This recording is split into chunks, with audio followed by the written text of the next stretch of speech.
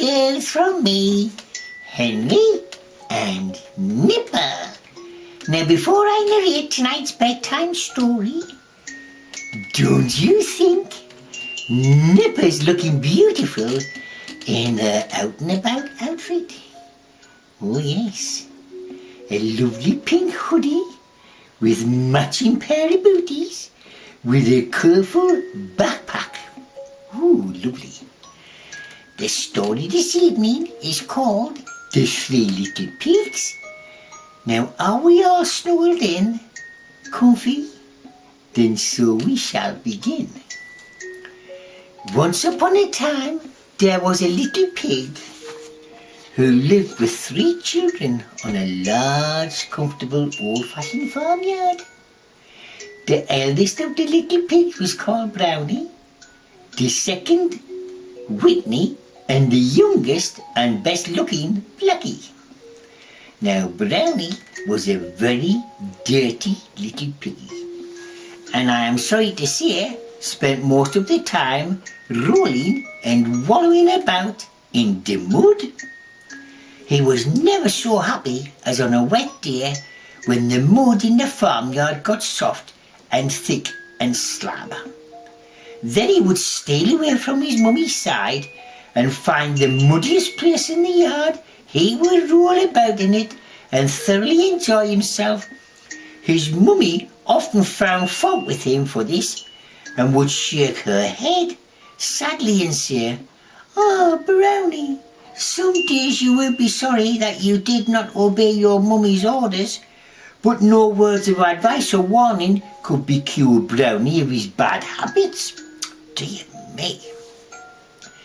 Whitney was so quite a clever little pig, but she was greedy. She always thinking of her food and looking forward to her dinner. And when the farm girl had seen carrying the pails across the yard, she would rise up on her hind legs and dance and caper with excitement. As soon as the food was poured into the trough, she would jostle Blackie and Brownie out the way in her eagerness to get the best and the biggest bits for herself. Her mummy often scolded her for the selfishness and told her that someday she would suffer for being so greedy and so grabbing. Oh dear. Blackie was a good, nice little pig, neither dirty nor greedy. He had a nice dainty way for a piggy, and his skin was always smooth and shining as black satin. He was much cleverer than Brownie and Whitley, and his mother's heart used to swell with pride when she heard the farmer's friends all say to each other that someday the little black pig fellow will be a prize piggy. Woohoo! Now the time came when the mother felt old and feeble, and at the end, one day she called the 3 little pigs round her and said, "My children, I feel that I'm growing old and weak, and that I shall not live long before I die. I should like to build a house for each of you, as this dear old sty in which we stay and live so happily, we will be given to a new family of piggies. And you will not have to turn around. Now, Brownie, what sort of house would you like to have?" "Oh, one made of mud," replied Brownie, looking longingly at the wet puddle in the corner of the yard. "And you, Whitney?" said the mother pig, in rather a sad voice, so she was disappointed that Brownie had made so foolish a choice. "A house of cabbage." "Eh?" answered Whitney with a mouthful and scarcely raising her snout out of the trough in which she was grubbing for some potato parings. "Oh dear me. Foolish, foolish child," said the mummy pig, looking quite distressed. "And you, Blackie," turned to her youngest son, "what sort of house shall I order for you?" "A house of brick, please, mother, as this will be warm in winter and cool in summer and safe all year round." "That is a sensible little pig," replied his mummy, looking fondly at him. I will see that the 3 houses you get already. And now one last piece of advice to all of you. You heard me talk of our old enemy, the fox. When he hears that I am dead, he is sure to try and get hold of you to carry you off to his den. He is very sly and cunning, and will no doubt disguise himself and pretend to be a friend. But you must promise me not to let him enter your house on any pretext whatsoever. Oh, nipper. The little pigs readily promised, for they had always had a great fear of the fox, of whom they have heard so many terrible tales. A short time afterwards, the old pig died, and the little pigs went to live in their own houses. Brownie was quite delighted with his soft mud walls with the clay floor, which soon looked like nothing but a big mud pie. But that was what Brownie enjoyed, and he was a happy little piggy, as happy as you could possibly be, rolling about all day and making himself in such a mess. One day as he was lying half asleep in the mud, he heard a soft knock at the door, and a gentle voice said, "May I come in, Mr. Brownie? I want to see your beautiful new house." "Who are you?" said Brownie, starting up in the great fright through the voice. It sounded so gentle, yet he felt sure it was a foreign voice, as he'd feared it was the fox. "I am a friend come to call on you," answered the voice. No, replied Brownie. "I don't think so. You aren't a friend. You are the wicked fox, against whom our mummy warned us about, and I won't let you in." "Ooh, is that the way you answer me?" said the fox, speaking very roughly in his natural voice. "We shall soon see who is the master here." And with his paws, he set to work and scraped a large hole in the side of the mud walls. Moments later, he had jumped through it, and catching Brownie by the neck, oh dear me, he flung him on his shoulder and trotted away with him to his den. Oh dear. The next day, as Whitney was munching a few leaves of cabbage off the corner of her house, the fox stole up to the door. Determined to carry her off, he joined her. He began speaking to her in the same friend voice which he had spoken to Brownie, but it frightened her very much what he said. "I am a friend come to visit you, and we have some of your good cabbage for my dinner." Ooh, licking his lips. "Please don't touch it," cried Whitney in great distress. "The cabbage walls are out of my house, and if you eat them, you will make a big hole in my house, and the wind and rain will come in and give me a cold, so please go away. I'm sure you're not my friend, but a wicked enemy, the fox." And poor Whitney began to whine and whimper, and to wish she had not been such a greedy little pig, and had chosen a more solid material than cabbage for her house.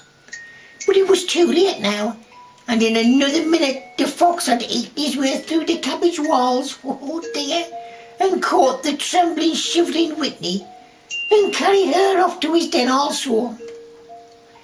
The next day the fox started off to Blackie's house, because he had made up his mind that he would get the 3 little pigs together in his den, and he would then kill them and eat them for his lunch.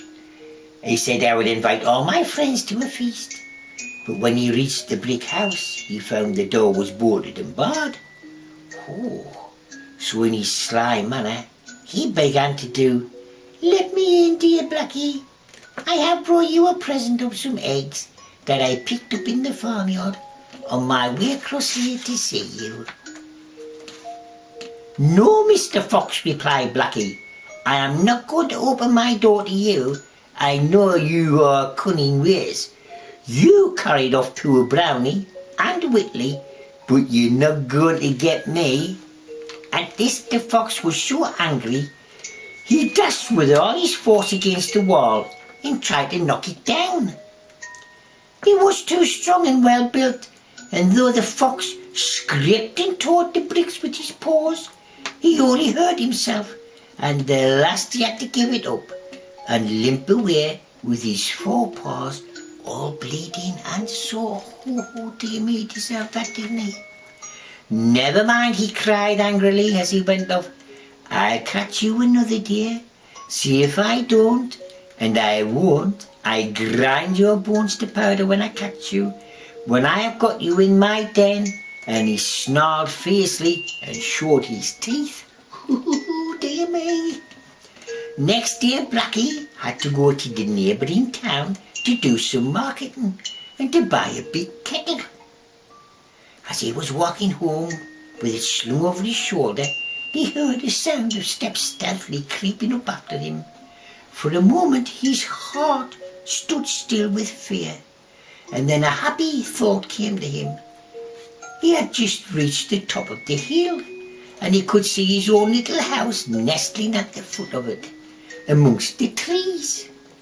In a moment he had snatched the lid off the kettle, had jumped in it himself, calling himself inside, around, and lying quite snug in the bottom of the kettle, while his forelegs he managed to put the lid on so that he looked entirely hidden.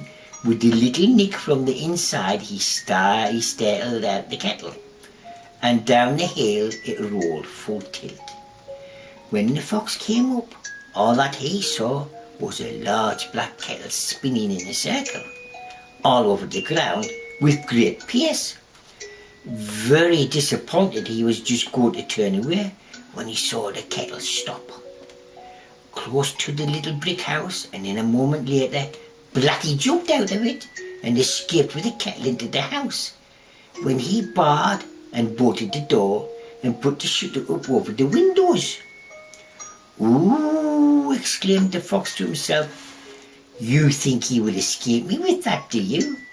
We shall see about that, my friend."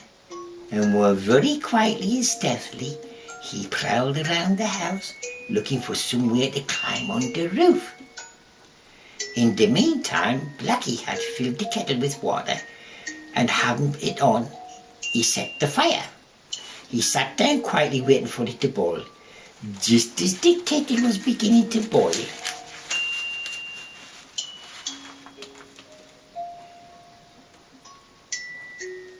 the steam was coming out of the spout.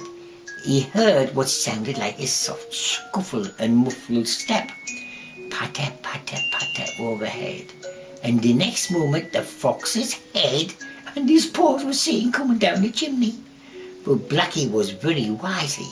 He had not put the lid on the kettle, and with the help of pain, the fox fell into the boiling water, and before he could escape, Blackie had popped the lid on, and the fox was scalded to death.